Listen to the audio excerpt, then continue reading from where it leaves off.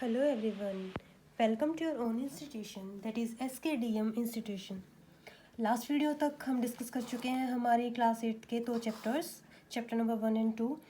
इस वीडियो में हम डिस्कस करने वाले हैं क्लास 8 का चैप्टर नंबर 3, जिसका नाम है अंडरस्टैंडिंग क्वेड्रिलेटरल्स। क्वेड्रिलेटरल्स को समझना कि उसमें क्या क्या प्रॉपर्टीज़ लगती हैं, साइड वगैरह, ये सारी चीज़ें, उसके एंगल्स वगैरह को। और ये वीडियो अपनी रहेगी इंट्रोडक्शन का पार्ट, जिसमें हम डिस्कस करेंगे कुछ टर्म्स जो हमारे काम आने वाली हैं। तो सबसे पहले जो हमारी टर्म है वो है कर्व, जो आप लोगों ने बहुत बार सुना होगा कि कर्व क्या होती है, सुना होगा कर्व। तो जो कर्व होती है कोई ख़ास चीज़ है नहीं। जैसे कर्व की अगर मैं बात करूँ तो कर्व में सिंपली हम क्या पढ़ते हैं कि अगर मैं कोई भी डायाग्राम बनाऊँ, डायग्राम जैसे कि कोई भी फिगर मैं ड्रॉ करूँ और उसमें अगर मैं पेंसिल को ना उठाऊँ तो वो मेरे जो पास जो है वो बन जाता है एक कर्व। कैसे, ये देखिए। अब मैंने इसकी डेफिनेशन के लिए मैंने लिख दिया कि which can be draw without lifting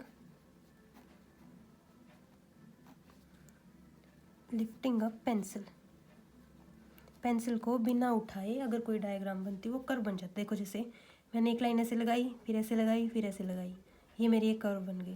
मैंने यहाँ से उठाया और ऐसे कर दिया, ये एक कर्व बन गई। या फिर मैंने ऐसे किया, ऐसे बना दिया, ये भी एक कर्व बन गई है। ठीक है, तो ये थी अपनी एक चीज़ जो काम आने वाली है। और दूसरी इस चीज़ में, इस चैप्टर में हम जो बहुत बार सुनेंगे वो है वर्ड पॉलीगन। आप लोगों ने सुना भी होगा पॉलीगन। तो इसमें हम क्या डिस्कस करेंगे, पॉलीगन। तो पॉलीगन क्या होता है? पॉलीगन में क्या कह सकती हूँ, अ सिंपल क्लोज कर्व। इसकी डेफिनेशन लिख लेते हैं पहले। A simple close curve made up of only line segments. जो आकृति, जो भी क्लोज कर्व, उसमें 2-3 वर्ड हैं। एक तो क्लोज, वो कर्व कैसी होनी चाहिए, क्लोज। ये भी कर्व है, ये भी कर्व है, लेकिन ये क्लोज नहीं है, वो क्लोज होनी चाहिए। और made up of only line segment, किससे बनी होनी चाहिए, सिर्फ लाइन से। तो उसको हम कहते हैं पॉलीगन। जैसे मैंने क्या किया, एक लाइन ऐसे लगाई, एक ऐसे लगाई, एक ऐसे लगाई और एक ऐसे, तो ये अपना पॉलीगन बन गया। और कैसा है, क्योंकि ये क्लोज है और सिर्फ लाइंस है। अब मैंने एक ऐसा डायग्राम यूँ बना दिया, ये क्लोज तो है लेकिन इसमें क्या है, लाइंस नहीं है, इसीलिए ये क्या होगा, पॉलीगन नहीं होगा। यहाँ से क्या पता चलता है कि ये हमारे पास क्लोज तो है लेकिन पॉलीगन नहीं है, और ये हमारे पास क्या है, पॉलीगन है। अब नेक्स्ट जो हमारे पास बात आती है वो है इसके कुछ क्लासिफिकेशंस हैं कि हम इसको क्लासिफाई कैसे करते हैं। तो हम क्या लिखेंगे, क्लासिफिकेशन ऑफ पॉलीगन्स, कि पॉलीगन्स को हम क्लासिफाई कैसे करेंगे। तो जो सबसे पहले हम बात करने वाले हैं जिसकी, वो है हमारा ट्रायंगल। सबसे पहले हम डिस्कस करने वाले हैं ट्रायंगल। ट्रायंगल, हमें पता है ट्रायंगल में साइड्स कितनी होती हैं, 3। और इसका अगर मैं बनाना चाहूँ तो कैसे बनती है, ऐसे। नंबर 2, हम बात करते हैं हमारे क्वेड्रिलेटरल्स, जो हमारा ये चैप्टर भी है, क्वेड्रिलेटरल्स।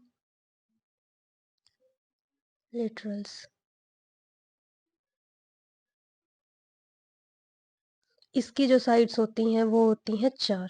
ये किसी भी तरीके का हो सकता है, स्क्वायर हो सकता है, रेक्टेंगल हो सकता है, पैरेललोग्राम हो सकता है, ऐसे।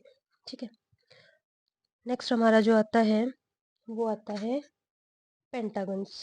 पेंटागन में क्या होगा, पेंटागन्स, इसमें जो साइड्स होती हैं वो होती हैं 5, यानी कि 1, 2, 3, 4 एंड 5। नेक्स्ट जो होगा वो होगा हेक्सागन। नेक्स्ट क्या होगा, हेक्सागन। हेक्सागन, इसमें जो साइड्स होती हैं वो होती हैं 6, ये 1, 2, 3, 4, 5, 6, ये हो गया अपना हेक्सागन। ठीक है, अब हम बात करते हैं टाइप्स ऑफ पॉलीगन की, कि पॉलीगन कितने टाइप के होते हैं। नेक्स्ट है types of polygon. Types of polygon.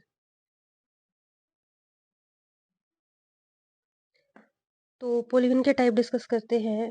तो सबसे पहला जो टाइप होता है वो हमारा होता है कन्वेक्स पॉलीगन। कौन सा? Convex polygon. कन्वेक्स पॉलीगन में क्या होता है, जितने भी एंगल्स हैं वो सारे एंगल लेस देन 180 डिग्री होने चाहिए। तो हम क्या कहेंगे, ऑल एंगल्स, सम नहीं, सिर्फ एंगल की बात कर रहे हैं। All angles should be less than 180। कितने होने चाहिए? Less than 180। 180 से कम होने चाहिए, मतलब 179 हो सकता है, 180 नहीं होना चाहिए, कहने की बात ये है। तो उसको हम क्या बोलते हैं, हमारा कन्वेक्स पॉलीगन। नेक्स्ट है, जैसे इसका एक एग्जांपल लें तो हम क्या कह सकते हैं कि अपने पास एक स्क्वायर मान लेते हैं, स्क्वायर ले लिया या फिर रेक्टेंगल ले लिया। जैसे मेरे पास यहाँ पर एक रेक्टेंगल है, इसको मैं ऐसे कंप्लीट कर दूं, ये लाइन ऐसे। अब अगर एंगल देखेंगे, ये भी 90 है, ये भी 90 है, ये भी 90 है, ये भी 90 है। अच्छा, टाइप्स ऑफ पॉलीगन इंटीरियर की बात भी कर लेंगे हम। ये वाले जो एंगल्स होंगे ये होंगे इंटीरियर में। किस में होंगे? इंटीरियर में। ठीक है। अब ये हो गया कन्वेक्स। जो सेकंड टाइप है इसकी वो है हमारी कनकेव। Concave polygon. तो हम क्या कहेंगे, जिसमें ऑल एंगल्स, ऑल नहीं कह सकते या एंगल कह सकते हैं, एंगल से कह लेते हैं, angles should be greater than 180। कोई एक हो सकता है, जैसे angle should be greater than 180। जैसे कोई भी एग्जांपल ले लिया मैंने, यहाँ पे ऐसे एक डायग्राम ड्रॉ कर लिया यहाँ पे। तो ये जो एंगल बनेगा, अगर हम इसको ध्यान से देखिए तो ये 180 से ज़्यादा है। तो इस टाइप के जो हमारे एंगल होंगे उसको हम क्या कह सकते हैं, कनकेव। एक ये भी होता है, इनका जो डायगोनल होता है वो इनसाइड होता है कन्वेक्स का, और कनकेव का जो अगर हम डायगोनल की बात करें वो आउटसाइड होता है। जैसे अगर इसको इसको मिलाऊंगी तो ये इसका डायगोनल कहलाता है, तो ये आउटसाइड हो जाएगा। ये इसकी एक सेकंड बात होती है। अब बात करते हैं नेक्स्ट टाइप का, वो है रेगुलर पॉलीगन। नेक्स्ट है रेगुलर पॉलीगन, जिसमें all sides and angles are equal. जिसमें साइड और एंगल क्या हो, इक्वल। जैसे मैंने क्या किया, मैंने लिया स्क्वायर, एग्जांपल है इसका स्क्वायर। स्क्वायर में क्या होगा, ये साइड इसके इक्वल, ये साइड इसके इक्वल, और सारे के सारे एंगल क्या होंगे, इक्वल। तो इस टाइप के जो हमारे पॉलीगन होते हैं उसको हम क्या बोलते हैं, रेगुलर पॉलीगन। अब नेक्स्ट आता है इर्रेगुलर पॉलीगन। इर्रेगुलर पॉलीगन, ऐसा पॉलीगन जिसमें इक्वल ना हो। तो हम क्या कहेंगे, all sides and angles are not equal. All sides and angles are not equal. Example trapezium ले लिया, जैसे ये साइड हो गई एक, ये दूसरी, ये तीसरी, ये होगी फोर्थ। तो ये क्या हो गया, जैसे कि ट्रेपेजियम। ठीक है, ये थे हमारे टाइप्स ऑफ पॉलीगन्स। अब हम बात करते हैं प्रॉपर्टीज, एंगल सम प्रॉपर्टीज। अब जो नेक्स्ट अपना टॉपिक है ये क्या है, angle sum properties. Angle sum properties, ये प्रॉपर्टीज हम दो तरीके से पढ़ेंगे। फर्स्ट अपना इंटीरियर एंगल के लिए, और सेकंड हम करेंगे एक्सटीरियर के लिए। तो फर्स्ट हम डिस्कस करेंगे इंटीरियर के लिए, इंटीरियर एंगल्स। ठीक है, तो इंटीरियर की बात करते हैं। दो ही हैं इसमें मेन जो हमें करने हैं। पहला है ट्राइंगल, फर्स्ट है ट्राइंगल। ट्राइंगल हमें पता है ऐसे बनती है, इसमें एंगल कितने हैं, 3। इसको मान लिया ए, इसको मान लिया बी, इसको मान लिया सी। तो हम क्या कह सकते हैं, angle A plus angle B plus angle C is equal to 180। यानी कि इसके जो तीनों के तीनों एंगल होंगे उनका सम 180 होगा। तो ये एंगल सम प्रॉपर्टी किसके लिए है? ट्राइंगल के लिए। सेकंड है क्वाड्रिलेटरल।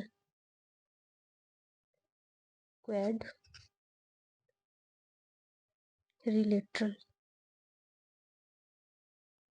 क्वाड्रिलेटरल का हमें पता है 4 लाइंस होंगी, और ये जो 4 लाइन होंगी ये कैसे होंगी? इनका कोई भी एंगल हो सकता है जैसे। तो बात हमें एंगल्स की करनी है, first, second, third, fourth. A B C D.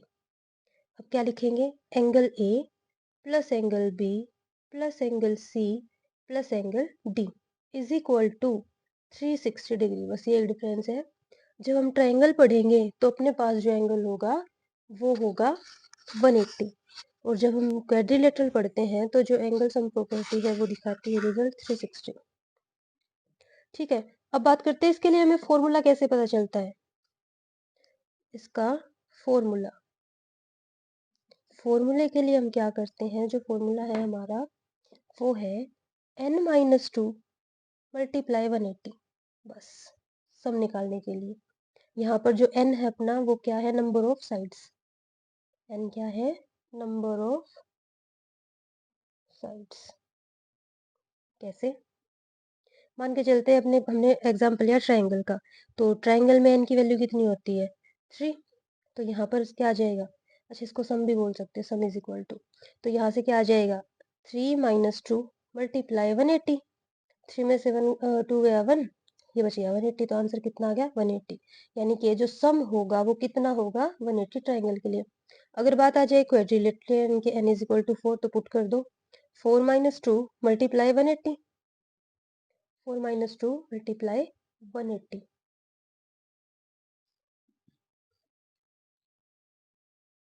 यहाँ से क्या हो जाएगा? 4 में से 2 गया 2, 2 मल्टीप्लाई 180, आंसर कितना हो जाएगा? 360। तो अपना सम कितना आ गया? 360। तो इस तरीके से हम क्या निकाल सकते हैं? हमारा फॉर्मूला कह सकते हैं, या फिर हम सम निकाल सकते हैं अगर हमारे पास साइड्स गिवन होगी तो। ये फॉर्मूला हमारे आगे एक्सरसाइज में काम भी आने वाला है। अब नेक्स्ट हम बात करते हैं, इंटीरियर तो हमारा हमने पढ़ लिया, अब बात करते हैं एक्सटीरियर प्रॉपर्टी कैसे होती है। हम क्या कहेंगे? Sum of exterior angles. Exterior angles, sum of exterior angles में हम क्या डिस्कस करते हैं कि जो लास्ट में देखा था कि अंदर वाले एंगल्स को ऐड किया है। अब की बार हम बात करें बाहर वाले एंगल्स। फॉर एग्जांपल मैं यहाँ पर एक पेंटागन बना लेती हूँ। एक लाइन ऐसे आ गई, एक ऐसे आ गई, एक लाइन ऐसे है तो दूसरी को हम ऐसे मान लेते हैं, एक को हम ऐसे मान लेते हैं। ठीक है, तो ये जो बाहर के एंगल्स हैं, यहाँ पर है, यहाँ पर है, यहाँ पर है, इन एंगल्स के सम की बात कर रहे हैं हम, कि इन एंगल्स को अगर ऐड करते हैं तो कितना आता है। ठीक है, तो हम क्या कहते हैं? अच्छा, ये यहाँ पर हो गया, यहाँ पर हो गया। मान लो कि ये वाला जो लाइन है अपनी, ये वाली इधर गई हुई है, तो एक एंगल कहाँ आया? इधर। अगर ये लाइन यहाँ है तो बस बहुत है। तो अपने पास कितने एंगल्स हो गए हैं? 4। मतलब एंगल कितने ही हों, इनकी जो एक बाहर की प्रॉपर्टी होती है वो बात करते हैं। ए बी सी डी, तो प्रॉपर्टी क्या हो जाएगी? Angle A plus angle B plus angle C plus angle D is equal to 360 degree. बस इंटीरियर में हमने देखा था कि 180 360 अगला करते तो 540 भी आ जाता। वहां पर जो है अलग अलग वैल्यू आ रही है, लेकिन जब हम बात करते हैं एक्सटीरियर की तो वहां पर वैल्यू 360 ही रहेगी, चाहे कुछ हो। तो बात करते हैं इसके फॉर्मूले की। फॉर्मूला क्या रहेगा? फॉर्मूला इसका बहुत ईजी है। टोटल सम जितना है वो 360 लेना है, तो 360 divide by total exterior angles, sorry exterior angle. अब एक्सटीरियर एंगल मान लेते हैं कि हमारे पास 60 डिग्री है, 180 डिग्री है, 90 डिग्री है, कुछ भी हो सकता है। तो जैसे मान लिया कि 60 डिग्री है, तो 360 डिवाइड बाय 60, इसको हम कट करेंगे तो ये 6 पे कट हो जाएगा। यानी कि यहाँ से हमें क्या पता चल जाएगा, जो हमारी वो थी कोई शेप थी वो 6 साइड्स की है, 4 साइड्स के, यहाँ से हमें क्या मिल जाता है? साइड्स मिल जाती हैं। यह था अपना इसके लिए फॉर्मूला।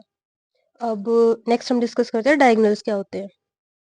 नेक्स्ट हम डिस्कस करते हैं कि डायगोनल्स क्या होते हैं। डायगोनल्स।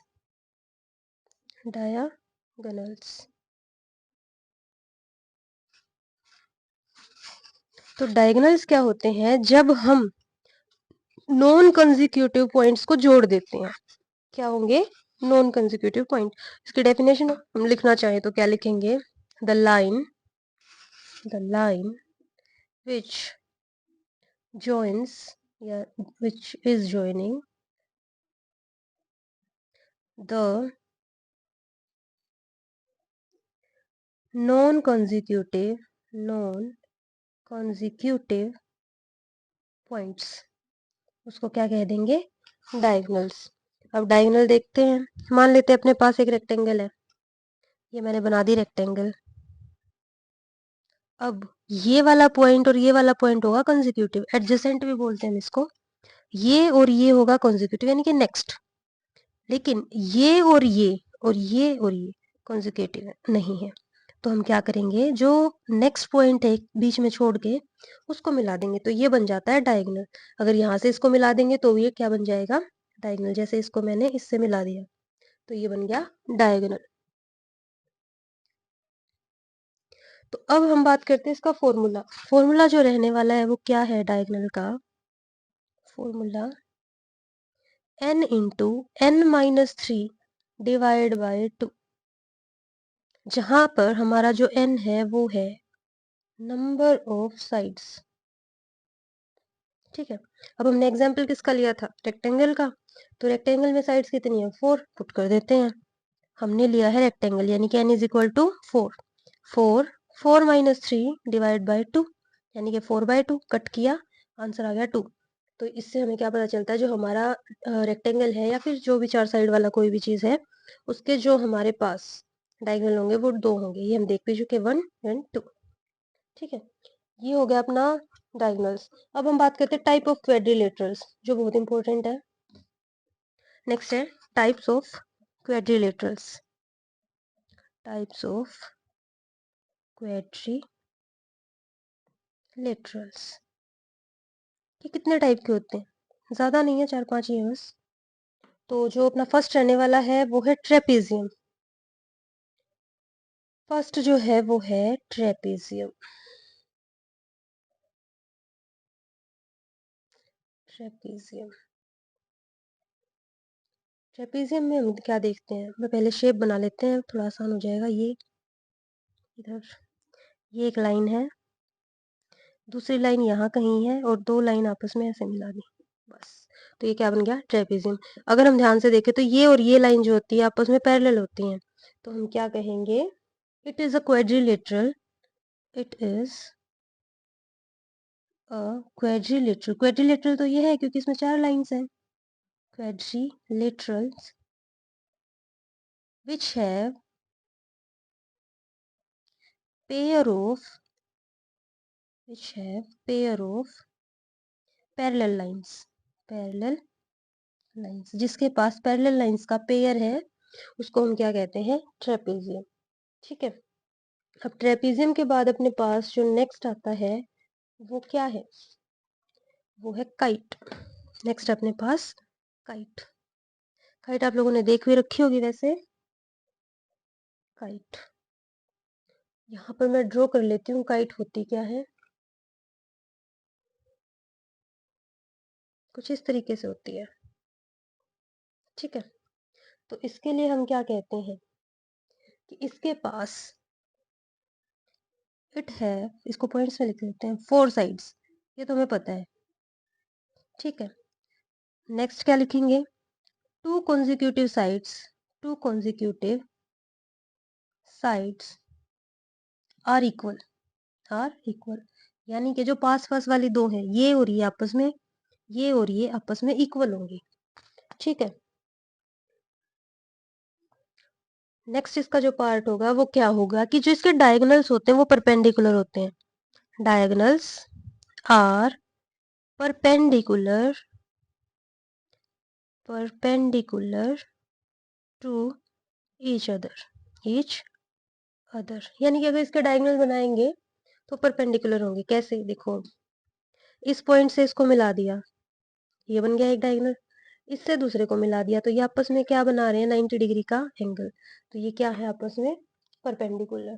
तो ये थी इसके बारे में। एंड बाइसेक्ट भी करते हैं, ये आपस में दो पार्ट्स में डिवाइड करते हैं, तो हम इसको क्या कहते हैं कि ये बाइसेक्ट्स भी करते हैं। ठीक है, अब इसके बाद आता है पैरेललोग्राम। पैरेललोग्राम, इसके तो नाम में ही पता चल रहा है, पैरेललोग्राम।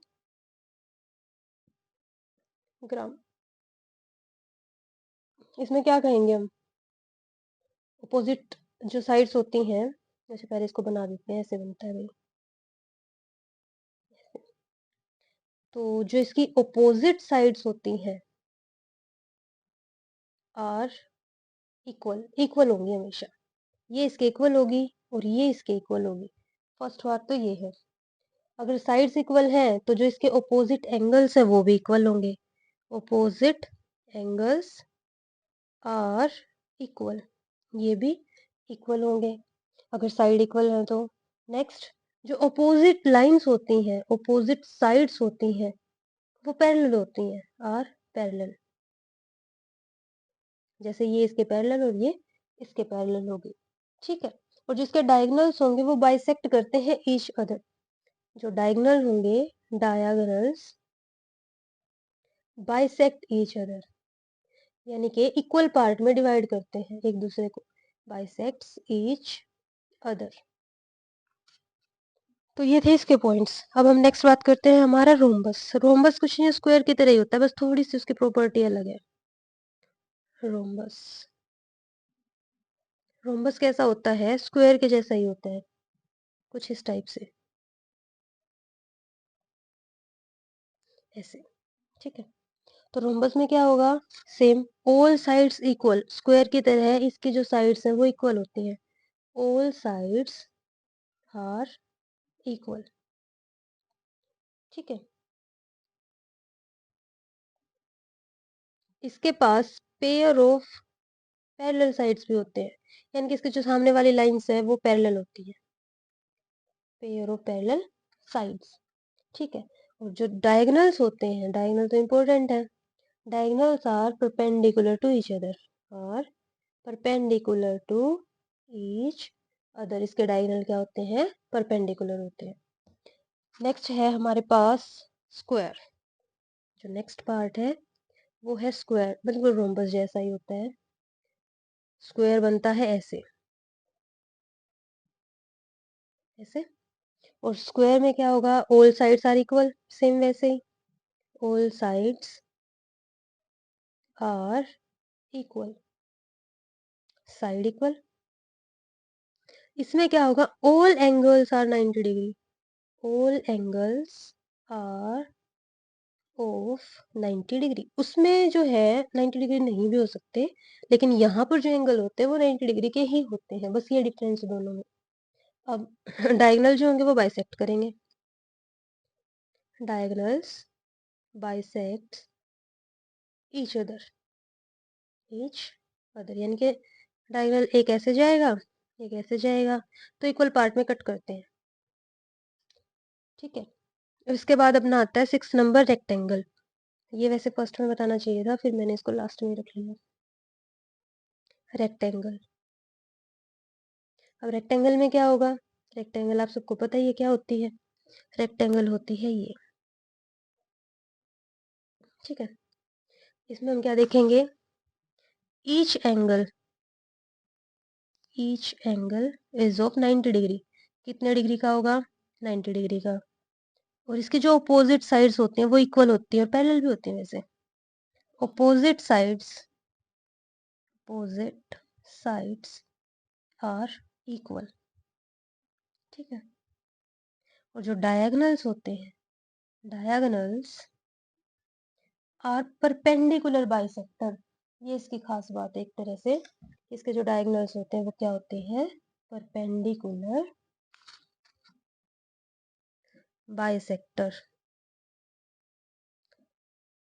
तो ये था अपना डिस्कशन यहाँ तक का, जिसमें हमने डिस्कस कर लिया कि क्वाड्रिलेटरल क्या होते हैं, जिसके 4 साइड्स हों, उसकी कुछ property, angle sum property, interior के लिए, एक्सटीरियर के लिए, प्लस फिर हमने कुछ फॉर्मूलाज भी देख लिए, डायगोनल्स के बारे में देख लिया और टाइप्स देख लिए।